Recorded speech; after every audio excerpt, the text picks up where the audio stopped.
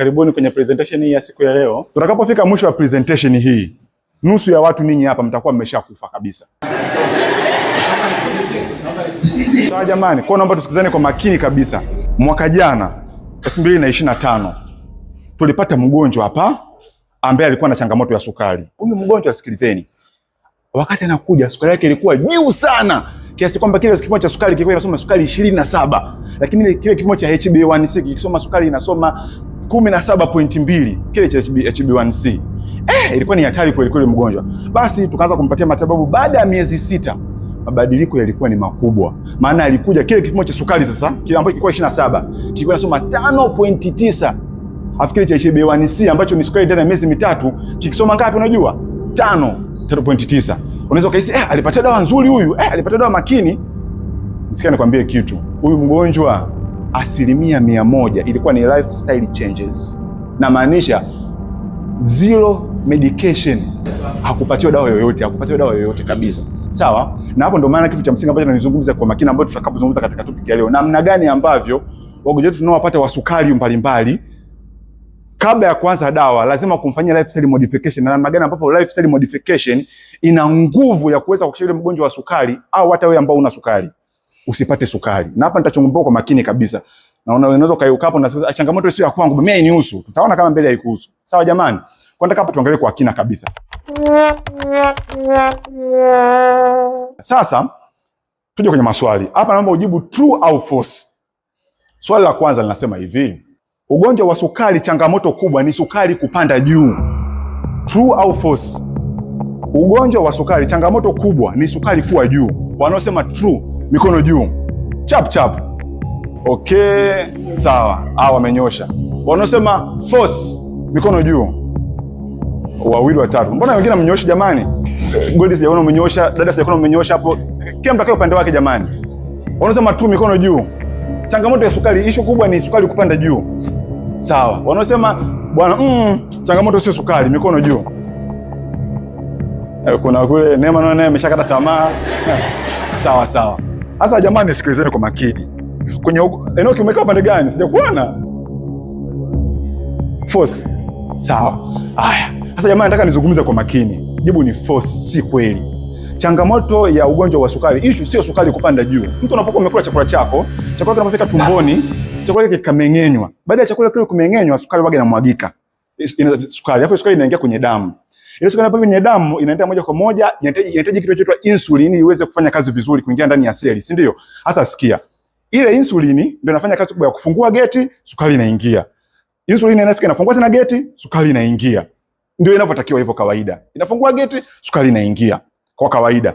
Endapo sukari ipo nyingi kwenye damu, lakini insulini hamna, sukari ikitaka kuja inadunda, haiwezi kuingia ndani kwa sababu anayefungua geti nini? Hayupo. Sawa, lakini inawezekana pia insulini ipo. Lakini sasa changamoto ile insulini zipo kwenye sukari kwenye damu inatembea, ambapo insulini inafungua geti. Ile changamoto insulini ikifungua geti, geti halifunguki.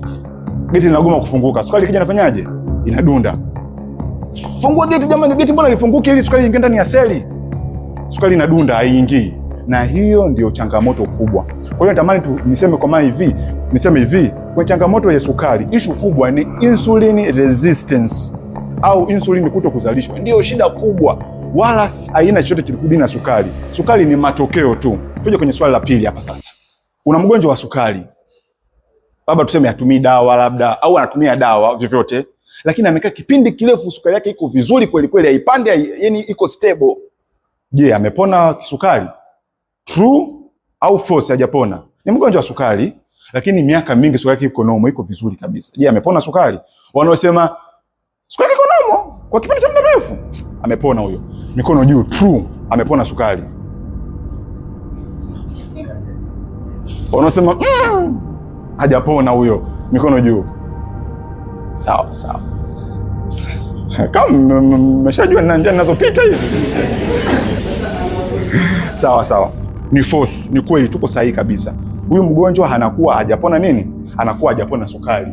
Ni false, anakuwa hajapona sukari. Na kwa sababu gani hajapona sukari? Hajapona sukari kwa sababu zinazofuata kwamba hivi, hili ni shamba langu jamaa ambao naenda kulilima juzi. Ili shamba ukiliangalia kama vile linafanana huku amelima, hamna majani, huku na yeye hamna majani, si ndio? Lakini mimi nililolima hili shamba nalifahamu lilivyokuwa. Lilikuwa hivi hili shamba hivi. Huku wakati nalima nilitoa kila gugu, kila jani kiasi kwamba hakuna hata mzizi wa jani uliobakia huku. Sawa? Lakini huku pande B huku hapana. Huku nilikuwa nimechoka. Wakati nalima nilibakiza vimizizi. Endapo kama mvua itanyesha na nitaweka mbolea upande huu huku, majani yanaanza kuota tena. Ila huku hata mvua inyeshe majani, kwa sababu ndani nishatoa mpaka mizizi ya majani yale, si ndio? Kwa hiyo ndio ninachomaanisha. Kwa hiyo tutasema kwenye magonjwa, huyu ambaye ni A, huyu amekuwa cured, huyu amepona kabisa, mizizi yote imeshatoka. Lakini huyu yupo katika remission. Nikisema remission inamaanisha nini? Nikisema remission inamaanisha mgonjwa hana dalili yoyote, yuko vizuri, hatumii dawa, yuko bomba kabisa. Lakini kuna mizizi ya ugonjwa upo chini. Endapo kama akijisahau tu, ugonjwa unaingia ndani. Ni kana kwamba ugonjwa umeufungia mlango huko nje. Uko pale mlangoni unakusubiri. Ukifungua tu mlango, siku unafanyaje? Unaingia. Ndio ugonjwa wa sukari ulivyo. Kwa hiyo once umeshaanza kudevelop insulin resistance, ukagunduka na ugonjwa wa sukari, unachoweza kufanya sio kukiwa mpaka sasa hivi, ni remission. Unakuwa uko vizuri, utumii dawa, utumii kitu, lakini sukari yako inakuwa iko nini? Iko stable kabisa. Sawa? Hicho ndio kitu cha msingi ambacho natamani tuweze kukifahamu. Na sikia niwaambie ukweli kabisa hivi. Kuna chunguzi nyingi za kisayansi ambazo zimefanyika ambazo zikaonyesha kwamba inawezekana kwa mgonjwa wa diabetic kupata remission. Changamoto yake sukari bila kutumia dawa ikakaa vizuri kabisa. Kuna chunguzi mbalimbali, kuna direct study na chunguzi nyingine mbalimbali ambazo zinaonyesha kabisa kwamba hivi mgonjwa huyu wa sukari kama tutampatia mazingira fulani, mazingira sahihi kabisa, kila kitu kitakaa vizuri. Na ndio hapo inakuja umuhimu wa the effectiveness of nini? Of lifestyle modification, ili mambo yote yaweze kukaa nini? Yaweze kukaa vizuri. Na tunaweza kuona namna gani ambavyo lifestyle ina nguvu, tena ndani ya dakika chache zinazokuja, namna gani ambavyo mgonjwa anaweza kukaa vizuri ambaye ana changamoto ya sukari. Sawa jamani? Kwa hiyo kuna vitu kama hivyo ambayo ni type 2 diabetic remission, a new mission in diabetic care. Chunguzi zipo nyingi ambazo zinaonyesha hicho kitu kwamba kinawezekana. Sasa tuangalie mwenendo wa sukari Tanzania. Na hapa kama mtu yote amelala isiye muamsha, hapa ndo pa msingi kweli kweli. Aya, angalia. Yaani hapa sasa wewe unakaa vile juu hivi, unaangalia Tanzania changamoto ya sukari iko vipi ndani ya miaka hivi ya karibuni. Angalia kwa makini hapa. Iko hivi. Mwaka 2000 Tanzania hii hapa ya rangi ya papa, tulikuwa tuna wagonjwa 137 tu K, 137 ambao walikuwa na changamoto ya sukari. Mwaka 2000 na ngapi? Mwaka 2000. Lakini mambo yakabadilika kadri ambavyo siku zilikuwa zinazidi kwenda. Tulipofika mwaka 2001 wagonjwa waliongezeka kufika 473. Miaka 10 tu hiyo. Unadhani hiyo inatisha? Nakwambia hiyo haitishi. Kwa sababu angalia gap hili kutoka hapa Tanzania mpaka 2024 wagonjwa waliongezeka kwa kasi kweli kweli mpaka kufika milioni 2.9. Unaweza usielewe. Nimekuja nchi jirani hapa ili uweze kulinganisha uone. Hizi nchi hapa, hizi ni nchi wenzetu hizi. Zimbabwe, Zambia, Kenya, hii hapa South Africa. Huyu South Africa naye yuko moto, unaona? Lakini kuangalia 2024 mpaka huyu ambaye yuko moto South Africa tumefanyaje? Tumeshampita sasa hivi. Na hilo sio jambo la ajabu. Huyu ni Uingereza huyu. Nimeweka kwa sababu Uingereza, unajua Uingereza kwa wazungu wanajiachia, wanakula manini, wanajiachia, changamoto ya sukari ipo kubwa, si ndio? Uingereza tangu nyuma alikuwa yuko juu kabisa huko, si ndio? Sisi tukiwa tuko hapa. Lakini 2024 tukawa tumevuka kweli kweli, tunamkimbizia. Sasa sikizeni niwaambie ukweli. Inasadikika kwamba tutakapofika mwaka 2050 tutakuwa miongoni mwa nchi 20 duniani zinazokuwa na wagonjwa wengi wa sukari, ambao tutakuwa tumezidi South Africa, tumezidi Uingereza, tumezidi na nchi nyingine. South Africa hii nchi, Tanzania iko hapa inakimbiza kweli kweli. Sawa jamani? Hizi ni taarifa ambazo zinatoka katika shirika la Diabetic Federation duniani. Ndio zinaonyesha hali kama hiyo. Unaweza kuangalia mwenendo wa sukari namna gani ambavyo imekuwa kubwa kweli Tanzania. Kwa hiyo tunahakikisha kwamba hivi tutakapofika 2050, wakati ninyi wote mna miaka 50, mna miaka 40, nusu yenu mtakuwa tayari mna changamoto ya sukari. Na ndio maana hiyo topic ni ya muhimu kweli kweli. Sawa jamani? Haya, sasa nataka tuangalie namna ambavyo ilivyokuwa. Muangalie Uganda huyu, muangalie Tanzania hapa. Huko tulikuwa naye tuko sawa kabisa, tunalingana naye tu mwenzetu huyu Uganda jirani. So unajua tuko sawa kabisa. 2021 tukaanza kumwacha kidogo. 2024 mambo ilibadilika kweli kweli. Sisi tukipanda kufika milioni 2.9. Yeye badilika iko pale pale Uganda mwenzetu. 2050 tutakuwa kule mbali kabisa. Sawa? Hizo ndio habari ambazo zinazokuja za changamoto ya sukari. Sawa jamani? Na ndio maana hichi kitu tunachokisema hapa ni cha muhimu kweli kweli kuhusiana na your future. Unaona hapo katika Afrika, ramani ya Afrika sasa hivi sisi tayari tumeshakuwa wekundu tayari. Na katika wekundu wote ndio tunao wekundu wetu unaoongoza katika idadi ya wagonjwa. Tuje kwenye risk factor sasa hapa za sukari. Hapa nataka nizungumze kwa kina. Kuna risk factor mbalimbali za sukari, mara kutokula uzito labda kuongezeka, labda kuna changamoto mbalimbali, labda umri unapozidi kuongezeka sukari inazidi kuongezeka, na changamoto nyingine mbalimbali ambazo ni risk factor. Ambazo zote sitaki uzizingatie. Nataka uzingatie vitu vifuatavyo.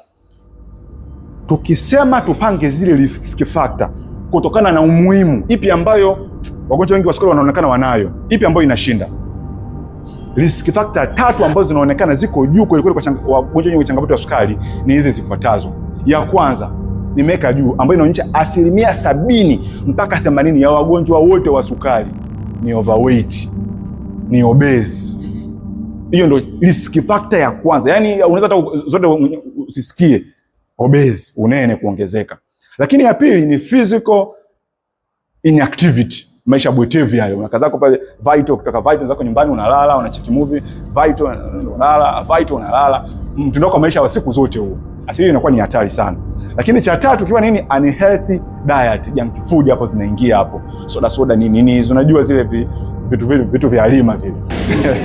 Ni hatari kweli kweli. Hivyo ndio vitu ambavyo vinaongoza. Lakini kuna hii family history hapa, pamoja na family history, lakini family history inahitaji ipate mbolea kwenye vile vitu vitatu vya kwanza juu. Sawa jamani? Sasa tuje kwenye masuala ya lifestyle and remission trial.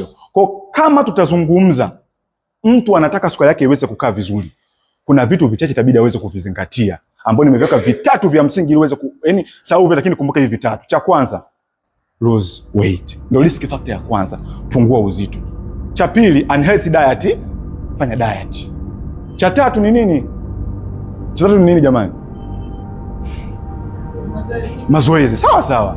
Exercise anaingia hapo kati. Sawa? Hivyo ni vitu vya msingi ambavyo utaweza kuvizingatia. Sasa nataka nizungumze kwa kina hapo kidogo. Tunapozungumzia masuala ya lose weight, tunaanza ya kwanza lose weight. Tukifika mwisho tutakuwa tumemaliza presentation yetu. Katika masuala ya lose weight kuna chunguzi moja ilifanyika inaitwa direct, ambayo ilifanyika katika nchi za Ulaya. Katika hii chunguzi walichukua wagonjwa wengi kweli kweli wenye changamoto ya sukari. Kaeni upande huu. Wakafanyia uchunguzi wa kina. Haya, msitumie dawa. Lakini wakiangalia na madawa, sio wacha dawa huko nyumbani, acheni dawa. Watu wanawafuatia hapo kabisa kwenye sehemu fulani, wanachunguza kwa makini. Wakajaribu kupewa mfumo wa maisha waone, je, sukari yao ile itaondoka au itabakia pale pale? Aisee, mambo yalikuwa ni ajabu, kwa sababu katika chunguzi ilionyesha 86% ya watu ambao wana changamoto ya sukari waliopungua uzito kuanzia kilo 15, sukari yao ilipotea. 86% sukari ilifanyaje? Ilipotea kwa kupunguza uzito tu zaidi ya kilo 15. Na ikaonekana kwamba kwa kadiri ambavyo mtu anapunguza uzito zaidi ndio ambavyo sukari inazidi kupotea zaidi. Hujanielewa?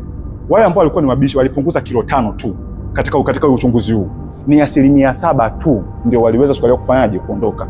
Okay? Mimi nipunguza kilo 10. Ukipunguza kilo 10 katika watu wenye changamoto ya sukari ni 56% tu ndio sukari yao iliweza kupotea. Lakini wale ambao walikuwa watifu wakapunguza zaidi ya kilo 15,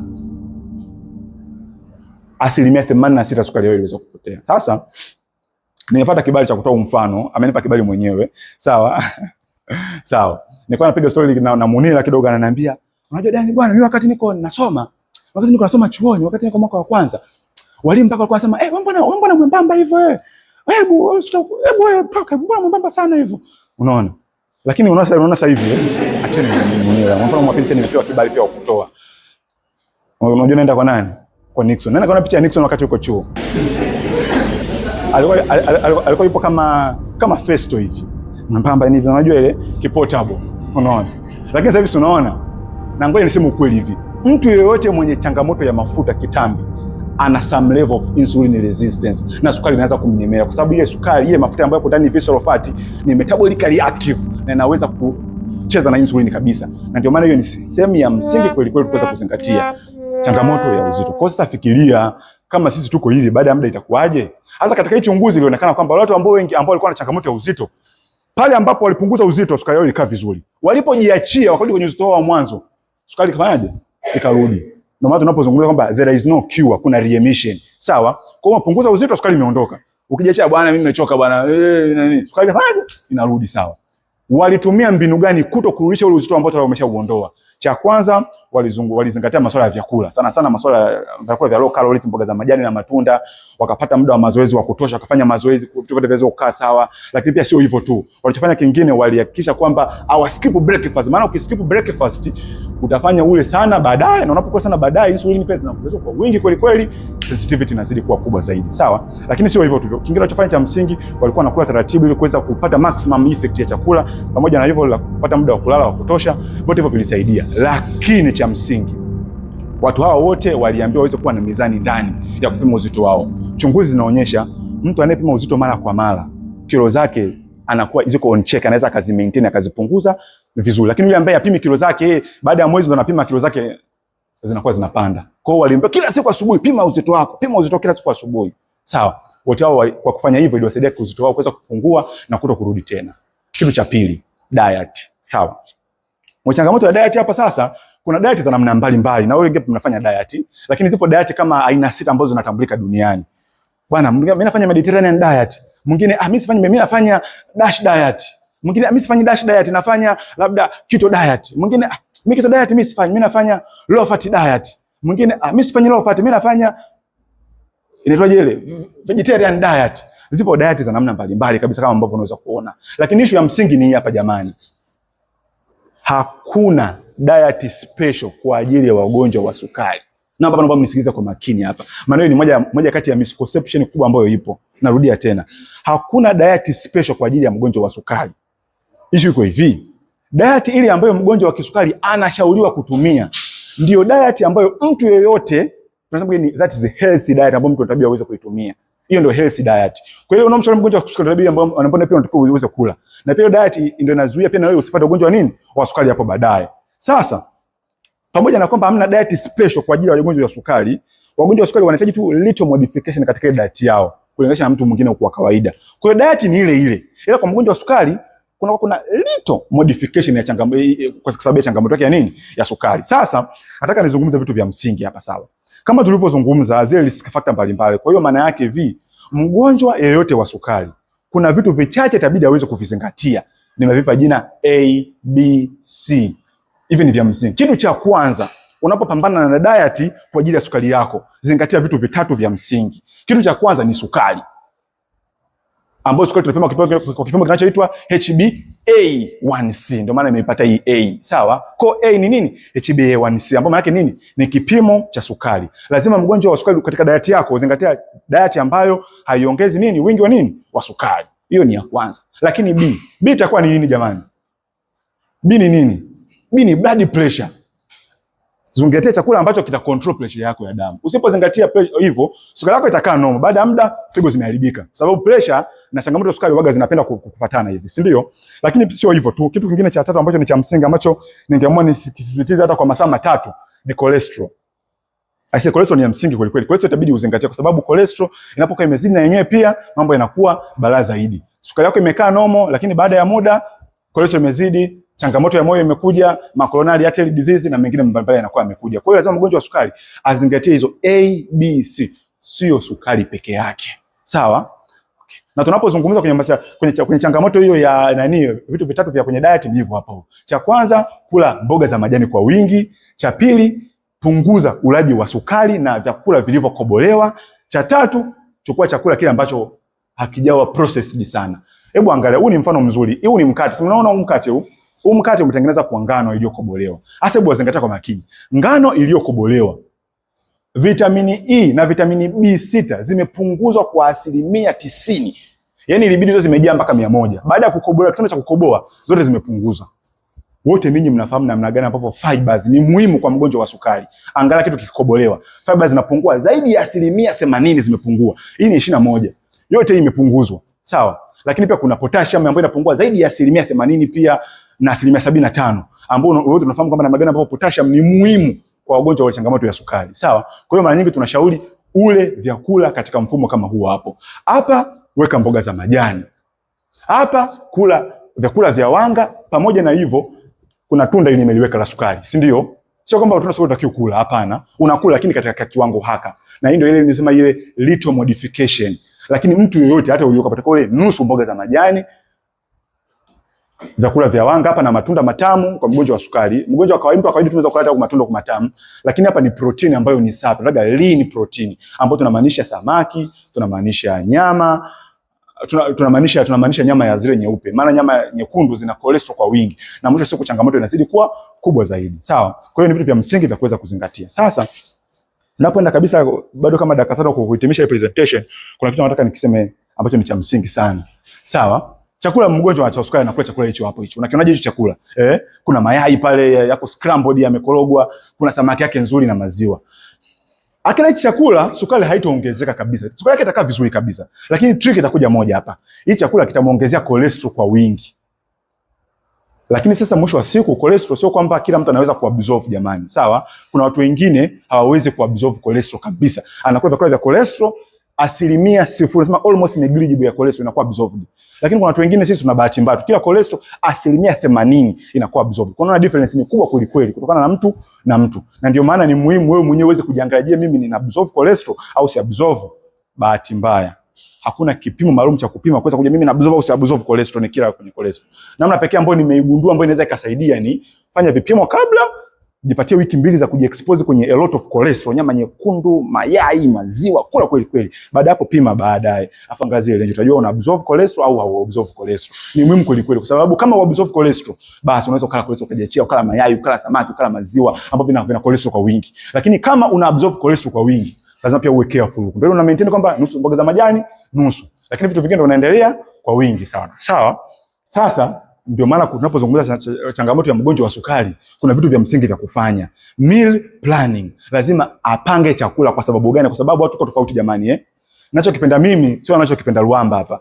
Luamba anapendaga mandazi. Sasa mimi sipendi mandazi. Kwa mwisho wa siku ni kwamba kutakuwa na utofauti, si ndio? Kwa lazima yule mgonjwa wa sukari, mimi binafsi ninachofanyaga, lazima umpangie kwa sababu hakuna chakula ambacho kitawafaa wagonjwa wote. Kila mtu ana chakula chake anachokipenda, si ndio? Na vyakula mbona pale kuna diet mbalimbali. Na ndio maana ni muhimu kukutana na nani? Na dietitian ambaye atakupangia mfumo wako wa chakula vizuri. Na mimi nashauri unaweza kuanza sasa hivi kwa sababu itazuia changamoto ya sukari kuzidi kuwa mbele kwa kubwa zaidi. Mimi binafsi nafanyaje? Nikutana na baadhi ya wagonjwa wangu kwenye begi langu, liko wapi begi langu? Waga nina assessment form, waga napa wagonjwa wanajaza pale vitu mbalimbali, maswali kama 11 anayajibu. Anatumia dawa gani? Anafanya kazi gani hivi na hivi na hivi na hivi. Tunachukua zile taarifa zake kwanza, ana magonjwa gani ambayo yapo. Maswali kama 11. Nikipata maswali 11, ninachofanya baada ya hapo ninamwandikia food diary. Ambapo hii nampa yeye aende akajaza nyumbani kwake.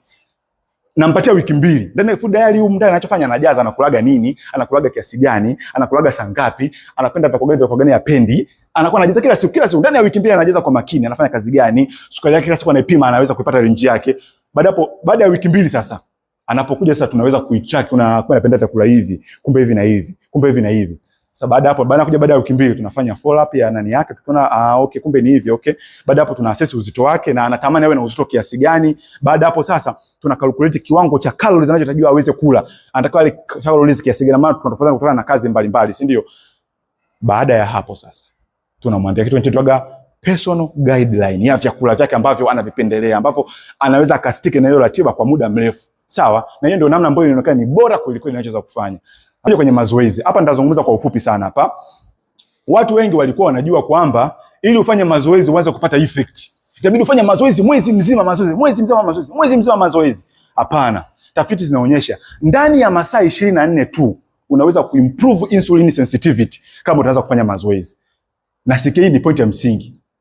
Umefanya mazoezi, benefit ya mazoezi ina last baada ya masaa 24 mpaka masaa 72.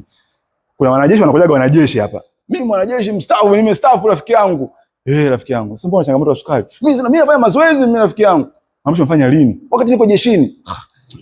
Sasa jiona ndio leo hapa, si ndio? Kwa sababu gani? Benefit ya mazoezi uliyofanya ya mwisho ina last masaa 24 mpaka masaa 72. Baada ya hapo unatibita mazoezi tena inahitajika. Ndio maana mazoezi kila baada ya siku 2, kila baada ya siku kila siku kama utaweza. Sawa? Okay. Na hapa labda nionyeshe kitu kimoja kidogo cha ajabu kidogo ambacho nadhani mnaweza mkashangaa kidogo. Unaweza ukaangalia hapo namna gani ambavyo ilivyo. Huyu ni mgonjwa ambaye, huyu si mgonjwa, huyu ni mtu wa kawaida ambaye anafanya mazoezi. Angalia insulin sensitivity yake.